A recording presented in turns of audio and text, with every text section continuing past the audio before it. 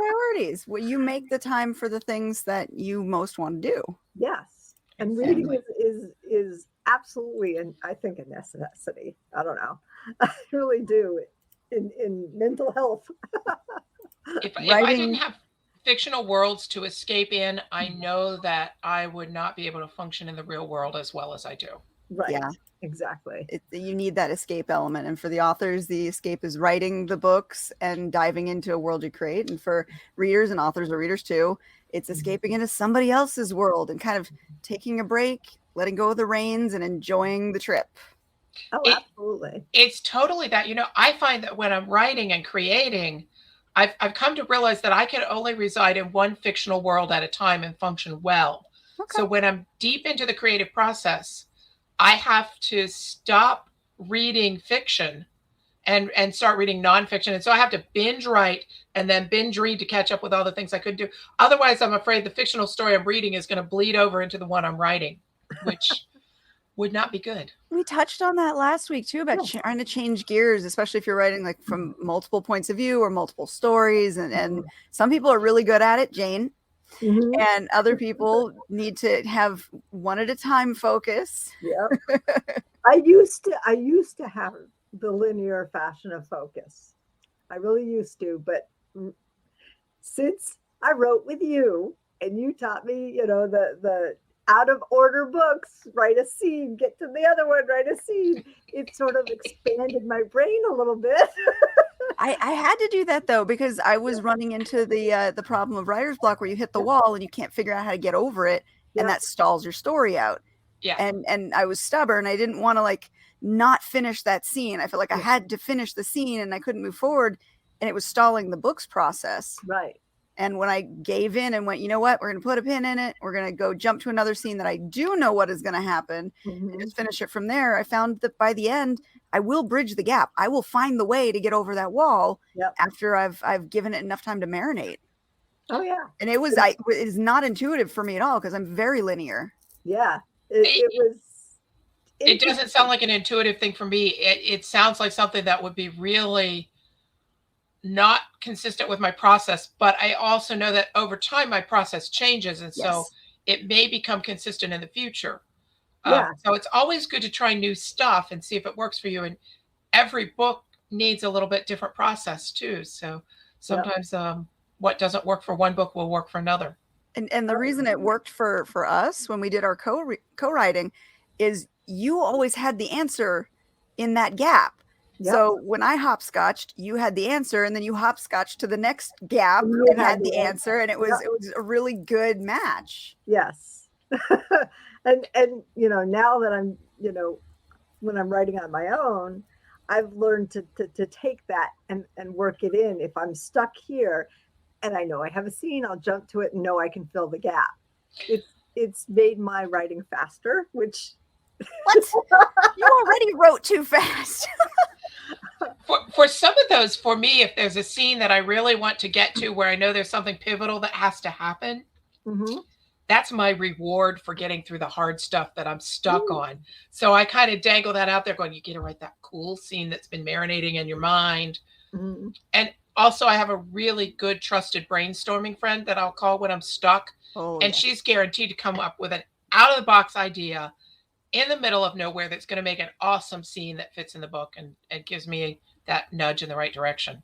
Absolutely. We got to touch on that point again here in a little bit, but we should open the show up, introduce ourselves to our audience again. So for those who have been watching already, this is Spilling Ink. We're the show that takes you behind the book to meet the authors and professionals in the publishing industry. I am Katie Solitis, and Jane is with me as always. Hey, Jane, how we doing? I'm doing good. It's Saturday night. All smiles, right? Yes. All smiles. Yes. And we have a returning guest too. Yep. Good. Sorry. Didn't mean to talk over you. Good. But okay, back on track here. See, without Jay, it's easier to stay on track, but I miss Jay. I know. Anyways, back on track. So Kelly, you were with us last season and you were introducing us to your wonderful cat mysteries. And this time you've got a whole new series that you've been working on. Absolutely. And I'm so delighted to be back here because the Spilling Ink staff and audience are just the most fun people on earth. I had a wonderful time here, got over my stage fright pretty easy. And so I'm glad to be back. What I'm introducing today, what I'm sharing with your listeners is that I actually started learning my craft in the romance arena. And my heart has been there for a long time. And in the mysteries, because I have a right brain, left brain kind of balance, and because I'm a scientist by day, the mysteries are fun to write since they have the science characters and the poisons and the technical stuff. But the romances are fun for different reason. And so I'm delighted to be back introducing a series of romance novels that I envisioned a while ago and have been playing with. It's called the Riches and Royals series. And the first book is Read My Lips, which features a dyslexic billionaire and the literacy teacher who helps him overcome his challenges. Oh, I love that little play on words too. Read My Lips. Yeah, I have to thank my agent for that. She came up with that wonderful idea, and it was pretty fun. So now, go ahead. Early on, when I started with this idea, of course, I love the billionaire romance, the Cinderella theme that goes out on so many stories because it feels larger than life and kind of not something we can experience anywhere other than in a book. And yet all those dynamics of the rich and the famous are all brought down to equal footing when you fall in love with somebody. So I like that trope and I enjoy playing with it. So I envisioned a billionaire, but I gave him a disability in that he was dyslexic. And that was a challenge for him. And I was busy thinking about how did he make the billions if he had this issue that he had to work around. And so many people have dyslexia and have to work around that issue in their day jobs. And now it's not as difficult as it used to be, but there was a time when people felt they really had to hide that. Mm-hmm. That's true. So I was on an airplane riding home from a conference, and I had decided that he has to make his money in the food industry somehow. So I turned to a stranger and I said, "Can you please tell me what your favorite junk food is?" And she said it would have to be chocolate sauce, but only over vanilla ice cream. And so I sat and I mulled and I thought chocolate.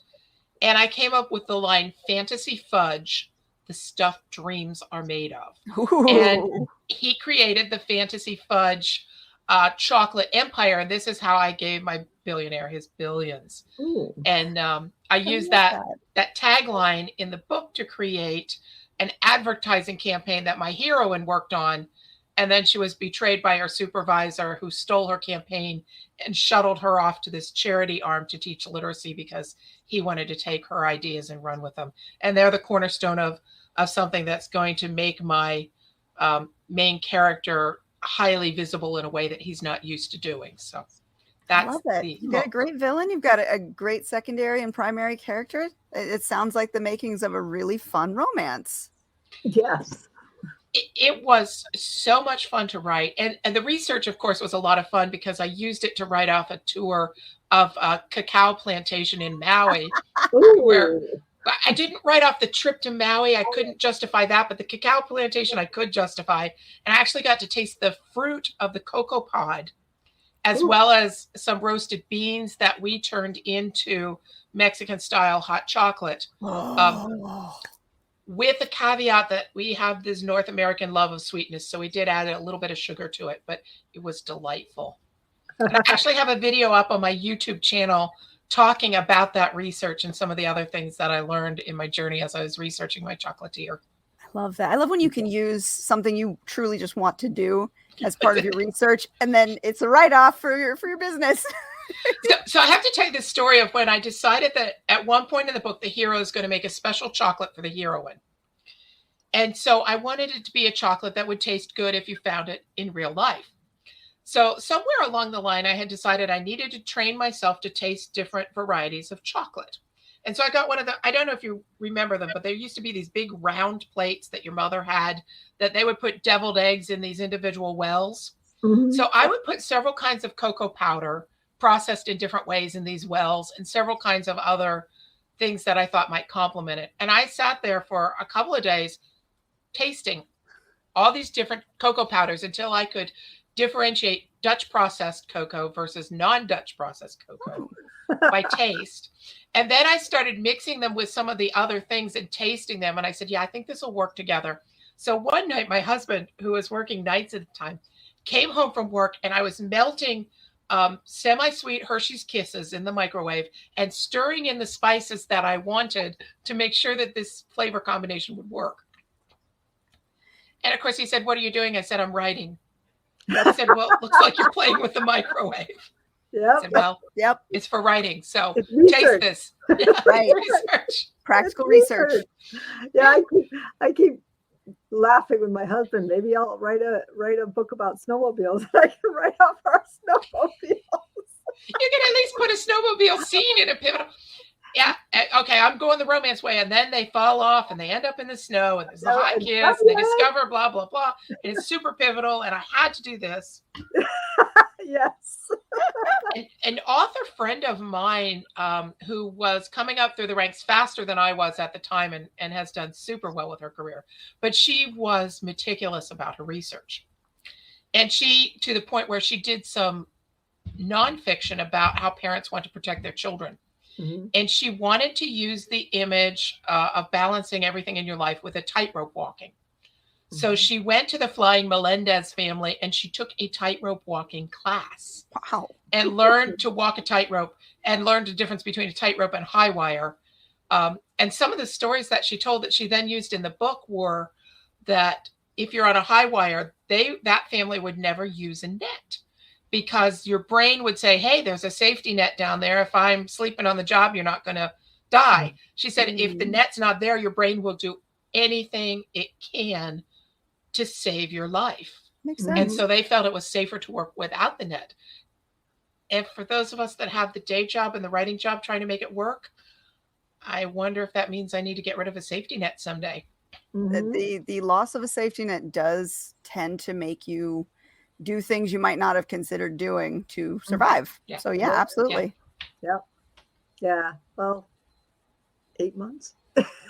You are counting it down. You have been counting it down since what, 3-4 years ago you started? I'm counting down too, but I keep adding on to the countdown because things happen. Yeah.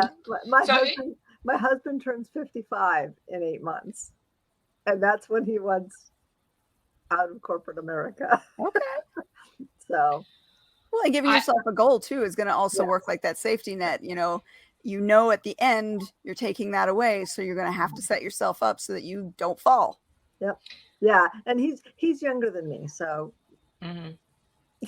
Well, I had been trying to retire earlier and trying to do everything on the book area and try to see if that would become my main source of income. And we have a ways to go yet, but we are marching forward and going in the right direction. Mm-hmm. I have actually had a couple of events where I broke even. And I think it's awesome. Yes, and they both traveled, so that was pretty cool. But then, having the creative spirit in the day job, an idea that I came up with and my boss jumped on board and several of us started working together, it actually got granted a patent. And now I want to see that come to fruition in the real world before I leave, because it's something that I think is going to make a huge impact on that industry. So that jazzes my creative spurs too. So guess I'll stay with the day job for a while. It's like, and I'll balance between the two as I need to. Yep. Exactly. Well, and if your job, you have something fulfilling too. It's not as much of a hardship as, if you've got the soul sucking desk job that you're really not doing much with or doesn't excite you at all, then it becomes like a countdown to the end. Come on now. Right. Yeah. Or you're supposed to be working 40 hours and you work like 160 a week. Oh God. I am so fortunate that these two things feed each other for me at the moment. So that's really pretty great. Yeah. Yeah. But all right, so back to the book series. So the first one is out. Yes, it came out on. There we go. There it is in real life. But you saw pretty.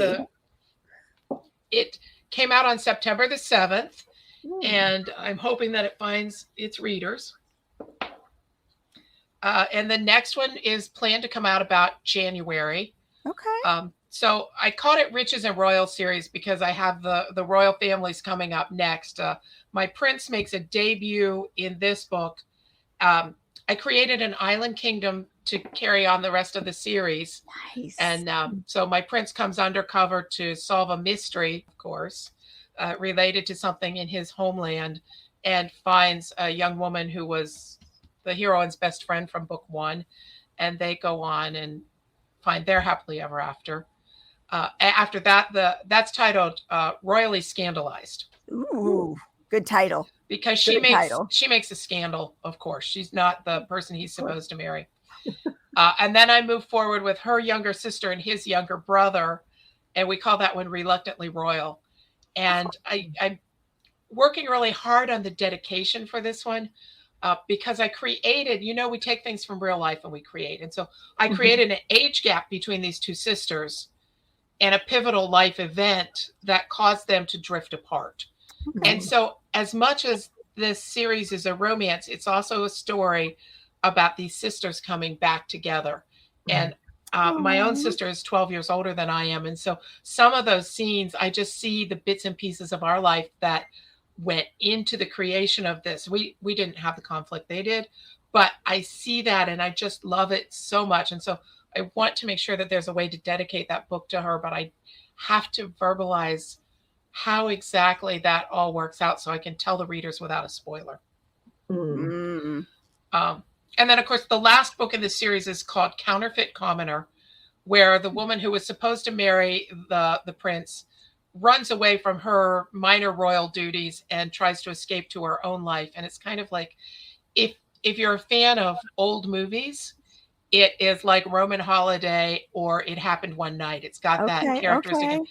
The person that she meets and falls for, when she meets him, he's running his family's pub in Colorado. But in his prior life, he was the tabloid journalist that made her life miserable. And so there's this tabloid journalist and his antics running through everything. And he gets his redemption in book 3 or 4. I gotta say, I love the titles. The concepts are great too, but your titles are just perfect. I like titles. I like starting with titles sometimes. Those are the hardest things. Oh. They are hard. But they kind of encapsulate everything that I want to say. So, thank you for that. Very spot on. I love them. They're easy. They're something that's easily searchable, because let's face it, that's important when it comes to looking for a book. You got to make it easy. Don't have weird words that people can't spell, because you're never going to find your book. Right. and it does. It conveys a message very quickly to what it could be about. And that does intrigue the readers. So I love it. I love it. Awesome. So what was the schedule again? So you have the first one came out in September. The next one's out in January. And then we'll probably do June and September, October again. We'll probably do 4 to 6 months between the books. That's a good schedule. So that readers don't have to wait too long, but it gives me time to ramp up marketing. And hopefully by the time the 4th book in the series comes out, I will have enough work done on book 5 that I can move ahead with that. When I was working with my beta reader for reading all of these things, it was funny. At one point she said, "When are you going to write the book for that handsome guy?" And I said, "Which handsome guy?" That one you talked about. And although I didn't really describe the next hero that much, in her mind, he's the handsome guy that she's waiting for. And so I have a couple more stories that I need to create for the series that are queued up in my mind. And then we'll see what the readers think and where it goes from there. I love it. So you've got readers that are already loving the characters, even if you haven't fleshed them out yet because they haven't got to their story. Right. That's a sign of a good story when your readers are already saying, I need this. Tell me when this is happening. Exactly. Now we just need to find about 1,000 more readers that want that to tell 1,000 of their friends. And that's just timing. The marketing really is the hardest part. I mean, writing, yes, it's time consuming. But when it comes to getting people to see that the story is out there, there is such a glut of books that are published daily. It's really, you're already starting from a sinking position. So you have to do whatever you can in order to get your book in front of readers' faces, because the idea of they'll tell 2 friends and they'll tell 2 friends, that old commercial. Right. It works eventually if enough people see it and appreciate it. But you've got to get those people to see it first so that it can start building that momentum. Absolutely. I have to remind myself all the time that this is like chipping away at a glacier, hoping to start an avalanche. And I don't know which chip is going to start that avalanche, but if I keep working at it, chances get better and better that one of those is going to start something. And so we're just moving forward. And I actually held back on this series until I had 4 books in the mystery series and 3 short stories. So I had 7 books or offerings in that story world before I jumped to another world. Mm-hmm. And I'll stick with this particular world, trying to build it to a place where it can start its own snowballs. Now, I've got an interesting topic I want to bring up, because I've worked with you behind the scenes just a little bit. So when we last talked, we were talking about the cat series, and the covers that were chosen for that were perfect for the genre. They were very fun. They were playful. It worked very well for the genre. But then when you switched over to the romance, the expectations of what you could put on the cover changed drastically. So how did you approach that? Because your covers are beautiful, and I know they're not the original ones. Well, thank you for bringing that up. It's a great topic, and it's fun to discuss. But so there was a lot of brainstorming going into covers, and I know myself well enough to know that I'm not a visual expert, and we can't all be equally good at everything. I believe I write louder for the people in the back. Yeah, we can't all be equally good at everything. I know I write a good story, and that's where I need to spend my time. Where I need to spend my money is with people who understand cover art. Yeah. Now, fortunately, I had worked with someone, and we were developing it, and this was a newer cover art designer who was starting from scratch. And so we came up with some cover ideas, but then for this series, because I really want to give it a good chance, I put my money where my mouth is, as it were, and I hired a publicity firm. And they said, we've got some designers, and those designers have been working with traditional publishers, et cetera, and have leads in that part of the industry. And so they understand how trends are going now. And so they mocked up some ideas based on what I told them. And I think Katie remembers this part of this story too. They sent me the first mock-ups, and they were super excited about it. I opened the email, and I was horrified. It was as if they didn't read anything. And so I took the weekend. I talked to people I trusted, and I said, "Oh my God, what am I going to do with this?" And then I sat down, and I went through, and I tried. I felt like I was being bitchy, but I had to be straightforward. Yeah. And I put together a PowerPoint. I said, here's what you've shown me. Here are the subliminal messages that I have in my mind when I see this. And here is what the book is supposed to be about. So the original cover for this one, they had, let me hold that right. There we go. They had taken a person eating a chocolate bar, and they'd used a heavy palette knife, sort of not impressionistic, a heavy artistic style to render it. And it was one thing that everybody said to me is that woman's lipstick is smeared. And they had these smeary lips and other things. So I came back and I said, when I see this, I see something angsty. I see something that I think might be about a person entering rehab because they have an addiction or something. And I write fun and flirty, and I don't think that fits. Here's a disconnect. And I went through each thing, and I found some of the examples they sent me. I said, now this element gets very close to what I want. Here's something I think we could work with. Here's not only saying these don't work, but here's why they don't. And then I reiterated, we want to capture fun. We want to capture flirty. And so if we can do that, let's do that. And that led to the covers that we have. It actually led because very good in comparison to where you started, what they offered, and where you are now. Yeah. So for those of you newer working with someone professional, please don't be afraid to tell them what works, what doesn't work, and why. Yeah. After I sent this off, I had this trepidation that they're going to go up there. Now they're going to give me crappy covers because they hate my feedback. But I was thanked profusely for my detailed feedback because it helped them get to where they needed to be. And so we have to stand up for ourselves and make sure that we let the professionals we work with know when they're going in a good direction or not. I may not be a visual person. I couldn't paint a cover to save my life, but I know what resonates with me, and I know what subtext do, and I know how to verbalize that. And I think working in an industrial day job where I have to do that routinely, that helped me formulate that as well. Absolutely. A major difference too is you provided constructive criticism. Yeah. You didn't just say, I don't like this, I don't like this, I don't like this. This doesn't resonate with me because this. You gave them the reasoning behind it in a very respectful way, which it keeps the relationship between, you know, the client and the artist in good standing, because artists aren't mind readers. Right. So if they if they poured their heart into doing something they were very proud of, it just was wrong for this product. It's like wrapping a chocolate bar in something that has pictures of fruit all over it or something, you know.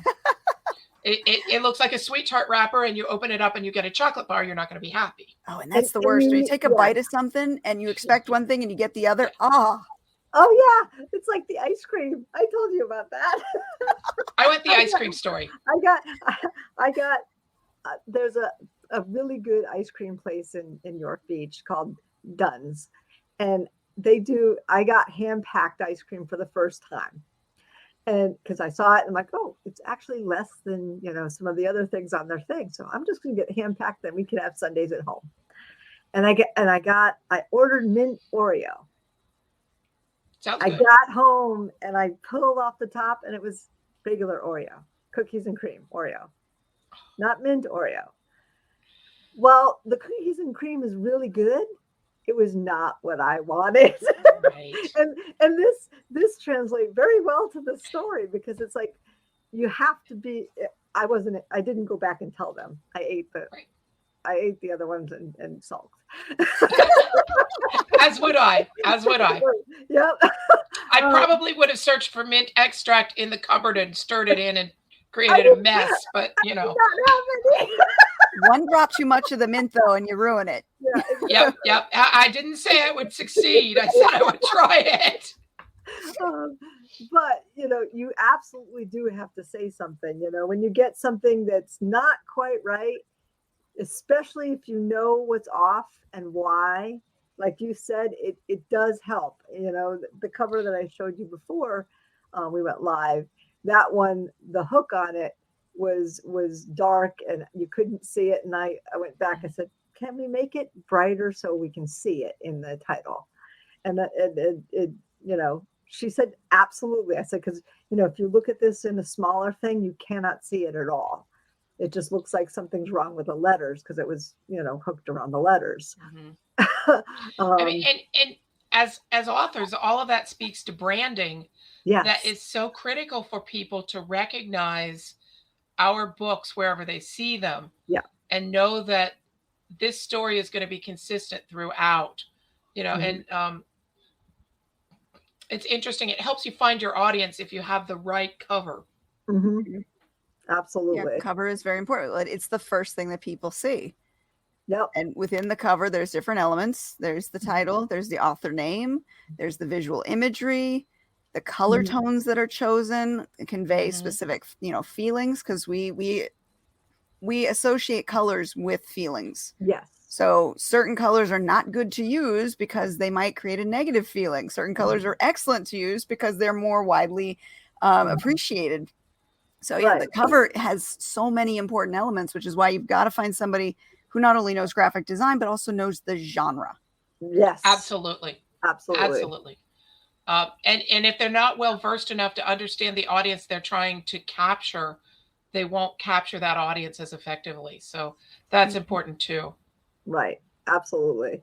Yeah. No good cover, then they're not even going to read your blurb. So and the purpose of the cover, no matter how beautiful, is to get them to read the blurb. The purpose of the blurb is to get them to open to chapter 1.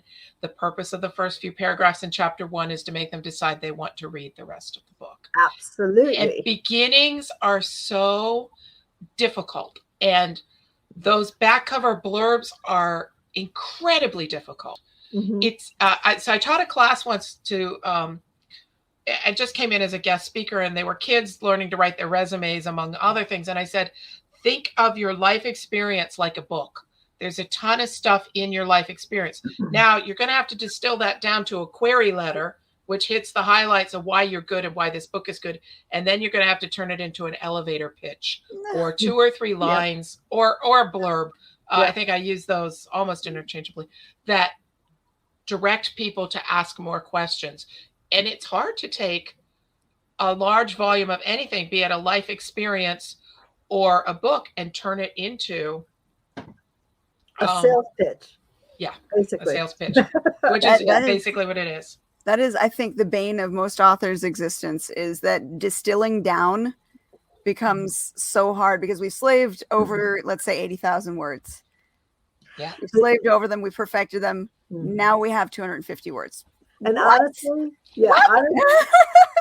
honestly, in my life, I've only bought one book based on the cover alone, without anything else. I one-clicked based on the cover. Wow. Yep. I one-clicked What was in the person book? based on the cover once. Pestilence by Laura. Yep. Yeah, Laura Thassela. Thank you for. I always screw up her name. Yes, and it lived up to the cover, and it was her. That's original awesome. cover, not the one she had to replace it with, but yes, that one I saw the cover, and I immediately bought it, and that's the first time I've ever done that, and now I might be more inclined to because it lived up to it. But back to Katie's point about how many books come out every single year, or every day. So since my agent directed me over to doing the self-publishing, it's been really challenging. And I know that there are many, many people out there with the self-publishing. The problem is that there are many people who haven't studied their craft well enough to create really strong stories. And as a person that's relatively unknown, you're competing with that volume, and nobody knows that you are the one person that, there are a lot of us, but nobody knows if you're the one that's just starting out and throwing spaghetti against the wall, or if you've slaved over this because you've been working at your craft for decades and you understand how to craft a story. And raising above that is a constant battle. And there's still the perception among some people that if you aren't picked up by a major publisher, you can't be good. And I've learned in several circles that people's idea of major publisher are not always the same as mine. Mine was the big 5, which was 4. I don't know how many there are left. 4 now. Yeah. Yeah, and there's a lot of imprints and small presses that are associated with those big ones as well. Yes. So right. And so many people think that unless you are with them, you're not worth trying. And it's so professional packaging, professional editing, professional everything helps you present more effectively and may help you tip that scale. And that's one of the reasons self-publishing has become a lot more legitimized, is we've learned over the years how to do it. We've found the resources, and a lot of us indies, we tend to share what we know that works. Right. And that sharing of information and sharing of, hey, this freelancer here, this cover artist here, that builds the system up for us. Absolutely. And we produce better for cheaper, which brings the cost of the book down so that the reader gets a lot cheaper book, but it's not cheaper in quality. Right. It's I find that the indie community is hugely affirming. And I will say that many of the genre authors I know, indie or not, are always helpful with one another. There are very few, even those with large publishers, who don't understand that you work darn hard and there's a luck factor, et cetera, et cetera, et cetera. So I love that. And I try to give back to that as often as I can. In fact, one of the things I'm developing right now is another class. I've had really good times this year teaching writing classes online, which has been quite fun. Started with a poison class. It was great. I even had homework and videos. Everybody loved it. And then we did a class on writing action scenes from a martial artist point of view. And cool. So the next one that I want to develop. Oh, I thought somebody was behind me. My husband just came in. He freaked me out. You freaked him out, honey. I was so sucked into your story world, I forgot my own. But anyway, the next class that I want to teach, and I hope that we can get a lot more indie authors get this to them is on what I've been calling self-mentoring. Mhm. And basically it talks about understanding how the learning process works when you're learning new tasks, understanding what you need in a mentor and how to break down the steps of what you're doing, and then finding the appropriate mentors to give you what you need. Mhm. Okay. Sounds like some life skills that I think would definitely be worth learning, right? Yes. It's helped me. I mean, let's go back to this cover design issue. I had to say, what do I need to learn about a cover designer? Who do I know that designs covers? Who do I know I can talk to? And so Katie was one of the people I talked to when I was in the middle of the angst and said, what advice do you have to share there? And so knowing what I needed from a mentor there and knowing who to look for broadened it and made it easier for me to produce that part, or to manage the production of that part. Yeah, you're the project manager at that point. Yeah. Yes, you are all project managers of our releases. Exactly. Mm-hmm. Yeah, and sometimes you delegate things, and sometimes you do them yourself. Right. And sometimes you need somebody who's going to say, look, I'm not going to cheer you on, but here's a 10-point list. When you've done all these 10 points, come back to me and I'll give you the next 10. And then eventually you need somebody who says, hey, you can do it. And eventually you grow out of the need for those mentors at all. And then you have to learn a new skill and you start all over again at step 1. And that's fine. That's just the way we learn. Yeah, I mean, we're constantly learning. And when you're talking about the book industry, it is constantly changing and evolving. Not just the different fads that come in for the cover art. That's something that comes and goes. It's cyclical. Yeah. Certain fads come in for covers and then they go out, and then cartoon covers are going to be back any day now. Yeah. So, you constantly have to learn what the market trends are for the genre that you write. You need to apply those when you're putting out books. If you've got a book series that's been out for years and it's time for a cover refresh, guess what? You got to go back to square one and look at the current trends, because that guaranteed will change from the time you originally published it. Yes. So there's a constant learning and evolving, growing in just the book publishing side. And that's part of what keeps us fresh, though, and energized. We don't get stagnant because we can't afford to. We always have to move forward on that. Right. Yeah, no sleeping on anything. So we're all creatives and we do weird creative stuff. So I'm going to share with all of the listeners some of the weird creative stuff I did when I was working on this book series. So as a kid, I always liked fairy tales. And when I outgrew those, or felt I outgrew them, I kind of morphed into mythology. And then I eventually found romance, which is really, face it, the same thing. So among other things, as I was reading, I was also a big Tolkien fan. So, I'd go hang out in Middle Earth once a year and relive that journey because it was really cool.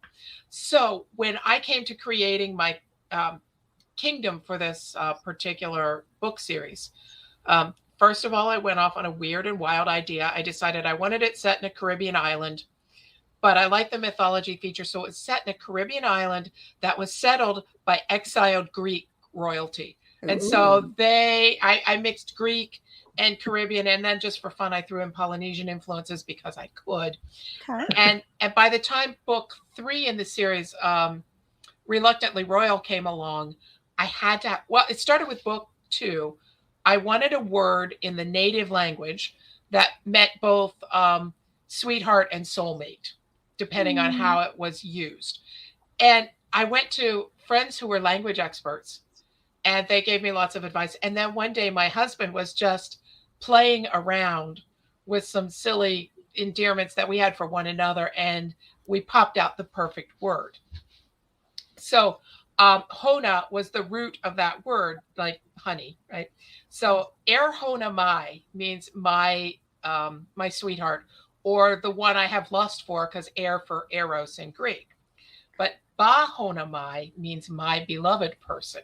And so that little root word, or that little prefix at the beginning of the word, changed the texture of the word. Mm-hmm. And so from there I said, well, now if I have a root word and I have a prefix, I can have a suffix. And if I have prefix, root word, and suffix, I can create a language.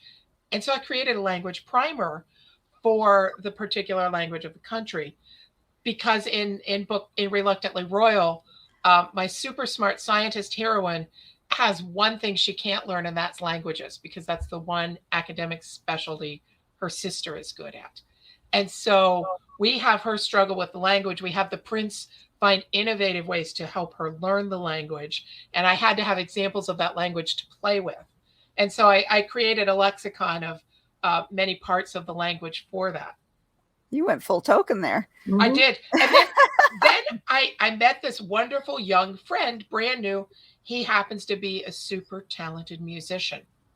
And he wanted, for fun, to create, and he has created, but he hasn't finalized all the bits and pieces, but he created a national anthem for me. Oh So I goodness. even have a national anthem for the fictional country with its language. Yeah.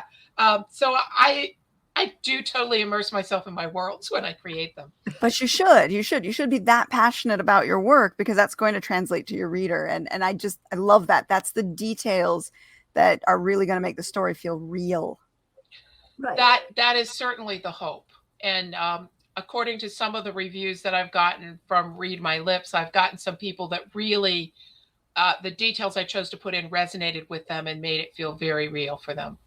Good. And then, of course, I got some reviews from people who are not my readers and will never be my readers, and that's okay too. But the ones where it hit and it resonated are just, I treasure those, because it's wonderful that I was able to do what I set out to do. Absolutely. But we should touch on that point, because a lot of readers don't, or a lot of authors don't get that initially, that not all readers are your readers. Right. Not everyone is going to like your book. And it doesn't necessarily mean your book is bad. You can take any of your favorite books, go look it up online, and I guarantee you there's a whole slew of people who hated that book too. And think of it in terms of your favorite movies. When I get a negative review from someone, my first thought is, ouch, that hurt, and you shouldn't do that, and all the angsty private stuff. And then my brain settles down and I think, I bet you and I could never go to the movies together, because I bet you wouldn't like the movies I like. And so you probably don't like a lot of things I like. And then you morph to there to go, I thank you for giving me a try, and I understand that you are not my reader, and I am not the person who will take you away from your troubles. And that's fine, because there are millions of readers out there, and I will find the ones who do. And when I look at movie reviews, I will look at the negative reviews sometimes, and they'll say, oh, it's too cheesy, or too canned, or too this. And I'll go, yeah, that's exactly what I want my entertainment. I'm going for it. Yep. So that's true. It's so true. Exactly. Sometimes those negative reviews can just be funny too. So one of my favorites, let me share you. One person started out and she said, well, I skimmed a lot, and I didn't understand the motivations of any of these characters. Well, duh. Maybe if you'd read it instead of skimmed, you would have understood. Yeah. Because I really tried with this series. I was trying to fit a full story into a short format, and then later it was expanded because of advice from my agent and some other things. But as I tried to fit a full story into a short format, I tried to make every word, every phrase, every sentence count for something and have impact, and not have any fat there. And so if you skim where there's no fat, you're not going to get. You're not going to pick up the story. Yeah, you're going to miss a lot. Yeah, so it happens. Mm-hmm. Oh, my favorite 1-star review I ever got, and it was for one of my vampire books. It was, "This sucks worse than vampires do." Hey, my vampires suck good. That was beautiful. I liked that one. Yeah. Jane, how about you? You gotta laugh over it. Yeah, exactly. If you can laugh over it, it doesn't affect you. Let it roll off of you and move on, because not all readers are your readers. Yeah, the only 1-star review that I remember is because it pissed me off, because it attacked personally, not the story. That's not right. That's not right. Yeah, exactly.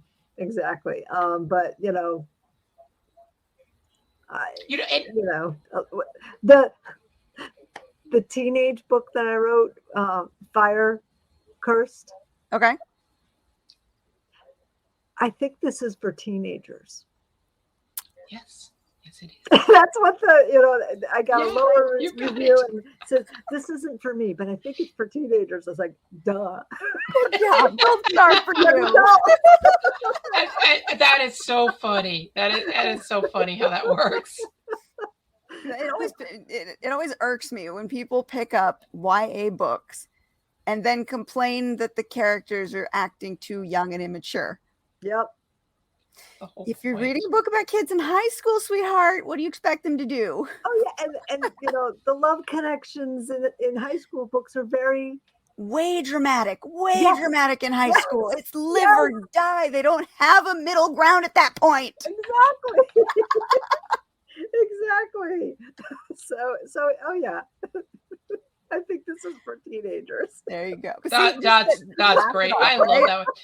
So one of the ones on my mystery series, I had the guys in the series order pizza, and I got this review, and it said they ordered New York style pizza in Chicago, and everybody in Chicago eats deep dish pizza. Everybody knows that. The author needs to do her research on this. Stereotypically, yes. And so, having lived in the Chicago suburbs for almost 20 years, I immediately wrote to my writing group back there, and I shared this review, and I said, clearly I have to come visit you. Things have changed. But one of the people had said something. They said, well, this woman is rather naive about business. And I thought, so I quoted that actually when I wrote about the importance of research in books for the Romance blog. And I said, it's interesting because you can do as much research as you can, but if it doesn't mesh with the life experience of your reader, it doesn't count. So I've worked for major corporations for the past 30 years of my professional career. And what I wrote was within the realms of what I had seen in those industries. And yet for the person who thought I was naive, it didn't mesh with her life experience. And so when it comes down to that, for all the new authors out there, the reader wins. They're the final arbiter. They win. For her, I don't know what I'm talking about. And for some dear, lovely person out there, everybody eats New York or eats deep dish pizza in Chicago. So the stereotype holds. Yeah. And that's okay. And that's back to if they're your reader, they don't worry about that. If they're not your reader, it's okay.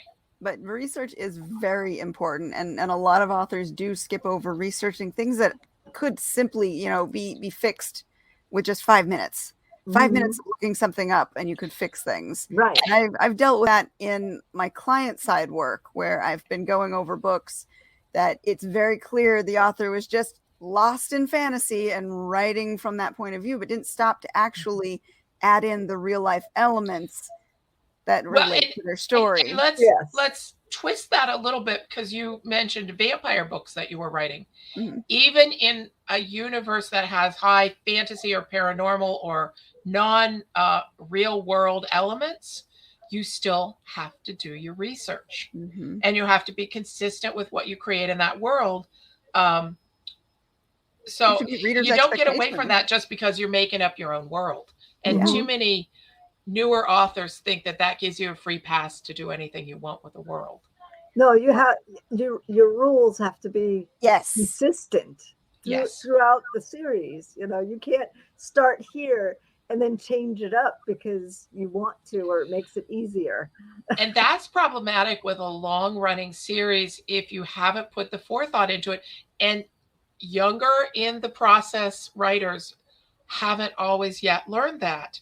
And so they end up backing themselves into corners in, if they get picked up and it gets to be a really hot book, you may be in a corner that you have to do a lot of tap dancing to get out of. Oh, yeah. I call my brainstorming friend when I've painted myself in a corner. She helps me out. I was about to say, how many of us have written a magic system or a rule for a character and then 2 books in, you're like, damn it. They can't do that. And you have to figure out a new way around it because you can't disappoint the readers. You've set systems of rules and law and order in place. You can't break it for And when you break your own rules, you break your compact with your reader that you're going to entertain them and you're going to do it in a certain way. Right. It's like it would be a romance novel which has to have a happy ending, having a tragic ending, and being sold as a romance, Nicholas Sparks. that disappoints readers and they don't want to go back to it Mhm. because you've broken the promise. It would be a Star Trek movie where a guy not wearing a red shirt died. You can't do that. That's not fair. You promised us. Yes. So Yeah. Yeah. But it's true. And those rules that you I mean, create yeah. do cause problems, and you find them down the road, and it really makes you do some mental acrobatics to figure out how to fix them. And yet once you do that and once you fix it, don't you feel really good about yourself about how cleverly you worked your way out of that dark corner? Yes. Absolutely. Somebody in comments said red shirts must die. Yep. Thank you. Thanks, Anita. Yes, when you have expectations, you must follow through with expectations. Oh yeah. I mean, I made the mistake of in the beginning tagging my first series as horror romance. It was not romance because there was not happily, and I was too new to understand that. Sure. Now I have it tagged right. Yeah, the genre conventions, when you switch them up, and I see now, talk about how things changed, and we have talked about that a lot. There's a lot of blending of genres and subgenres now that gets really intricate, and so those rules keep changing and keep morphing, and you still want the happily ever after, but how you get there can change, and the ways that you blend that might change a lot. So it's really quite interesting. And even in the series and romance, the end of each of the books has to be happy for now. Right. Yeah. Right. It doesn't have to be happily ever after. That's a hard lesson to learn. Yeah. Each thing wraps up and they're happy, but then there's a character in a series arc that can carry over, and hopefully your readers want to see their old friends from books 1 through 3. So one of the early reviews also on this, so the title of this is Riches and Royals, because I have my billionaires and my princes. Yeah. And in book 1, somebody was reading and she goes, okay, lose the prince. I don't like him. I mean, he made a cameo appearance. Yeah. And she didn't like him. And I said, well, too bad. Don't pick up the next book, please. You'll be disappointed. You are not my reader. You are not my reader. Yes. Thank you for playing. Oh, and writing series, you invest so much time into them. You want everyone to love the books. You want everyone to love the characters. And there's always that worry with each one that comes out. Are they going to like this one enough? Did I do enough? Did I up the stakes enough? My God, I hope I don't disappoint my readers. There's always that stress because you have to keep going forward. It has to keep getting better with each one. And you have to do certain things where you have to compress what would happen in real life in a shorter period of time. Now, it always frustrated me in books or movies where I felt characters fell in love within 3 days and a week later were married. And so I stuck some little things in there like several weeks later this happened or whatever, because in my mind, I want my story to take place over a longer period of time. And yet, again, I had a reader ding me on things happening too fast for her. So I buried those long periods of times a little bit deeper than necessary for that. But we have to compress real life into a workable time frame. So there's always that too. I don't typically read stories that have a science theme, like a science fiction, serious science, something. If it's Star Trek and we're like 3 millennia away or a couple centuries away or something, I can do it. But most close to our time frame science stories bother me because that's my real life. And I'm too close to that for that to become a reasonable fantasy element for me. Okay, fair enough. And I think that that's true of anyone. So my husband was a professional baker before he retired. If in a cozy mystery book or a romance, somebody decides that she's going to go off and start a bakery, I have a lot of technical troubles with that because I understand the intricacies of what goes on behind the scenes that don't usually make it to the screen. And so I pick and choose my fantasies for reading or my escape routes to not have triggers for me. And I don't mean big scary triggers, but triggers that hit my real life that could tip things into a take you non-workable. completely out of the story. Yeah. Yeah. I mean, if a character suddenly patents this brilliant idea and in a month the patent is out, it's like, that is so not real. I can't read anymore. No. Or I have to edit that part out of myself and say 3.5 years later and 42 revisions. Yep.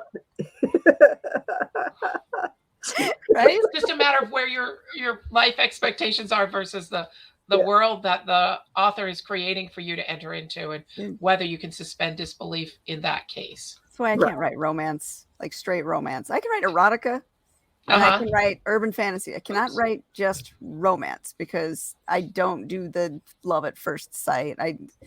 Even in my series, if there is a romantic element, it takes like 4 or 5 books before it's acted on. Sure. And that's a different kind of reader experience. Now me, give me a Hallmark Christmas movie. How silly. I love it. You know, if bonus points, if it has to do with Santa's real and you fell in love with him or his granddaughter, or I don't know what, you know, I have fun with that. Fictional kingdoms. Only thing I don't like about fictional kingdoms is they all speak with a British accent. Yes.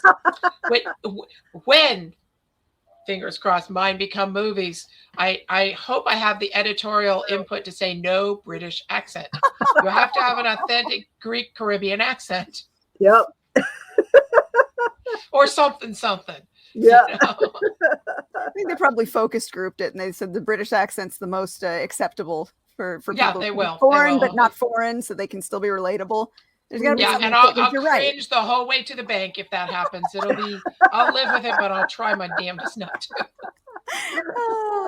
Yep.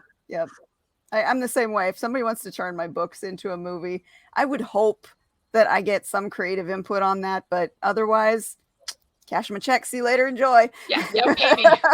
Because the books are still out there for people who want them in the original context. And you know, honestly, that's led me to reading books because I'll watch something and I know it's based on a book and I'll go, but was the book better? Of course. And there you go. Now I've got to read the book and I can compare them. Yep.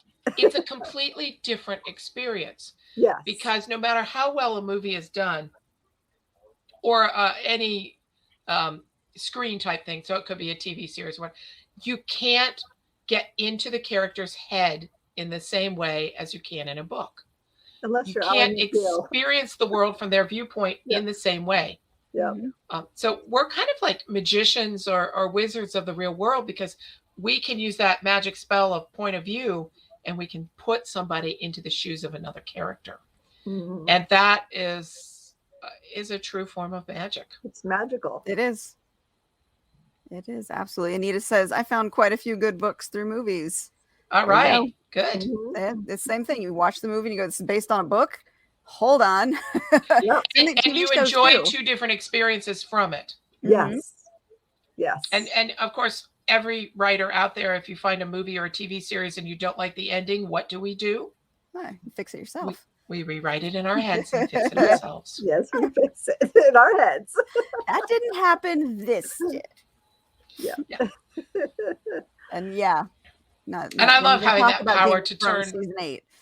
Turn the world into what should happen instead of what does happen. Yes. Mm-hmm. All right. Well, we are just about at our hour. Let's real quick before we go, tell everyone where they can find your books and find you online. Okay. So the best place to go would be straight to my website, www.Kelle, and that's KELLEZ Riley, RILEY.net. And once you're there, you choose what's your jam. If it's the mystery or the romance, you can go into a section that goes straight for them. And there are links to all major places to find my book there. You can ask for it at any major retailer. Just take the ISBN number in or click any of those links and go ahead and order. Even, this made me feel like a real author, at Target. Yes. Target.com. Ooh, nice. Oh, you know you've made it when you're in Target. I know. I mean, how much big time can you get? It was so cool. I love that. And for those of you who are watching or catching this later, we will put the link in the show notes below. So don't worry if you miss it or if you are going, wait, how do you spell that again? It'll be in the show notes below. Don't worry. And hopefully I will be back to share more stories when the next one comes out, because I love you guys. I love your audience. It's so much fun. Absolutely. Absolutely. We'd love to have you back. Absolutely. All right, Jane, what do you got going on now? Actually, it's October now, so the Devil's Offer comes out later this month. Ooh. Yep. And then the next book I have is in December, the third book in the Dragon series. Oh my goodness. You are always so dang busy. Yes. I think I have the dragons up here. Hold on. I have the dragons. There we go. Yep. I love those covers. Awesome. Those are some Dragon Storm came out last month, so for those waiting, the other one's coming in December. You are constantly putting books out one after the other after the other. I mean, you write so ridiculously fast. I don't know how you do it with the day job too. Yeah. It's always good to have a new series that I can dive into, because as soon as I finish the current series, I'm going to need to find something else. Well, actually, I'm going to need to find nonfiction and write something and then reward myself with a new series. So keep writing them, Jane and all. Thanks. And then I have, the Fractured Fairy Tales. Jasmine, which is an Aladdin retelling, is coming out. It'll be in a box set next year. So I'll have the time frame for it. It's done, but you won't. Of course it's done, because year. Oh yeah, we're smart authors have 3 or 4 books done before they start releasing them. All right. Don't tell the non-authors.